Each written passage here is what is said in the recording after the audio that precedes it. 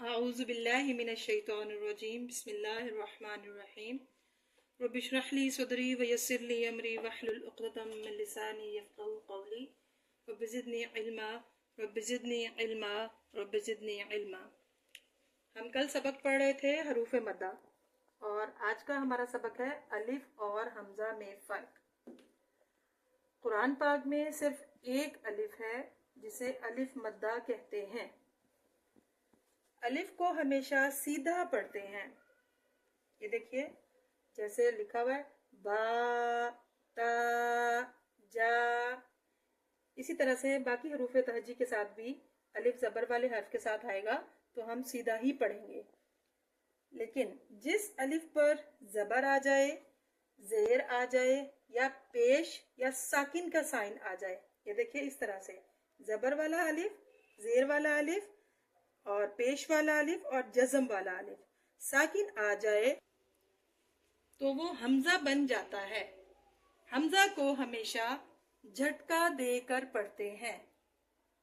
हमजा की कुल 4 शक्लें हैं और हमजा ही की आवाज में पढ़ी जाएंगी। की अशकाल नंबर 1, हमजा की कुल 4 शक्लें हैं। नंबर 1 हमजा असली।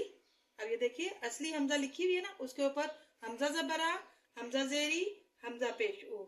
इसका जब हम मसलन लिखेंगे तो ये हमजा साकिन होगी। जीम ज़ेर हमजा जी, यहाँ पे हम झटका देंगे ता ज़बर ता, जिता। ठीक है, हमजा की 4 शक्लें हैं और हमजा ही की आवाज में पढ़ी जाएंगी और हमजा को हमेशा झटका देकर पढ़ेंगे। ठीक हो गया। और वो साकिन होने की सूरत में हम इसको झटका दे के पढ़ेंगे। मसलन असली हमजा की ये मिसाल आ गई जिता। अब नंबर 2 देखिए हमजाए अल्फी, यानी जो अलिफ के ऊपर जबर जेर पेश भी हो, साकिन का साइन भी हो या हमजा भी लिखी हुई हो अलिफ के ऊपर, उसके ऊपर जबर जेर पेश हो। इस तरह से ये मैं आप लिख के बताती हूँ। ये अगर अलिफ है तो उसके ऊपर हमजा है, हमजा के ऊपर जबर है। ये अलिफ है उसके नीचे हमजा है, उसके नीचे जेर है। ये अलिफ है इसके ऊपर हमजा है, उसके ऊपर पेश है। और ये अलिफ के ऊपर हमजा है और वो साकिन है। ऐसे भी लिखा हुआ आता है और जैसे मैंने पहले लिखा हुआ था वैसे भी लिखा हुआ आता है। ये हमजाए अल्फी है, यानी कि अलिफ के ऊपर वाली हमजा। जब वो साकिन होगा अलिफ तो इस तरह से देखिए उसके मसलन में आएगा, झटका दे के पढ़ेंगे या ज़बर अलिफ या, मीम पेश मु या मु, रा पेश रू या मोरू। ठीक है, ये हमजाए अल्फी की मिसाल है। जब आप कुरान पाक में ढूंढेंगे तो ये सारा कुछ अपने जहन में रख के इस तरह से देखिएगा। असली हमजा पे यूं जज़म होगी, अल्फी पे यूं जज़म होगी। और इसी तरह से नंबर 3 हमजाए वावी, यानी कि वाव के ऊपर वाली हमजा। हमजा और हमजा ही की आवाज में हम इसे पढ़ेंगे। ये वाव ज़बर वा नहीं पढ़ा जाएगा, पढ़ा जाएगा हमजा ज़बर आ, हमजा ज़ेर ई, हमजा पेश ऊ। इसके मसलन में आप ये देखिए कि वाव के ऊपर ये हमजा है, या पेश हमजा यु, झटका देंगे मीम देर मी, यु मी, नून पेश वाव नू, नून ज़बर ना, यु मी नूना। ठीक है, अगर आप यहाँ इसको खींच के पढ़ेंगे तो वो गलत हो जाएगा। या मुरू आराम से पढ़ेंगे ये भी गलत हो जाएगा, जीता पढ़ेंगे ये भी गलत हो जाएगा। जब तक आप इन्हें झटका नहीं देंगे तब तक आप इसको हमजा की अशकाल अदा नहीं होंगी। नंबर 4 हमजा याई। या के ऊपर देखिए हमजा ज़बरा, हमजा ज़ेर ई, हमजा पेश ऊ। इसकी मिसाल में आप गौर कीजिए, नून ज़बर बा नब। ठीक है, ये शद वाला हर्फ है बा, बा ज़ेर हमजा बी, ये या के ऊपर हमजा है और साकिन है। बा ज़ेर हमजा बी, नब बी।